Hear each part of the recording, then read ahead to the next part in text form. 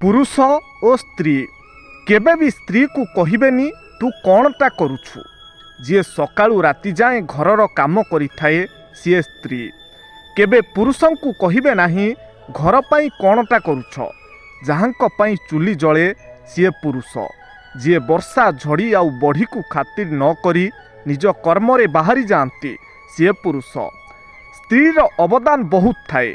जी मरण मुहरे सोई वंश को आग को बढ़ई थाए। जहाँपाई समस्तंक मुहरे हस थाए से स्त्री। पुरुषटीए निजर सबु स्वप्न को मनरे मारी परिवार मुहरे हस फुटांती। तांकर अवदान तुलना नहीं। जेबे भी मनरे आसीबो नारी कौन सतरे असमय साथी रे थाए सेही समय रे निजर बोउंक कथा मने पकेइबे।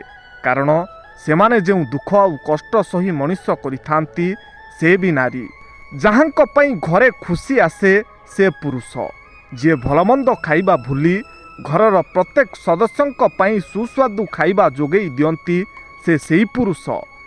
घर सेतेबेले सुंदर लागे जेतेबेले से घरे स्त्री थाए। कारण घर को सुंदर रखिबारे तांकर भूमिका अनेक। पुरुषर दुख कष्ट कम देखा जाए सत, किंतु अंतर भितरे अनेक जंत्रणा थाए।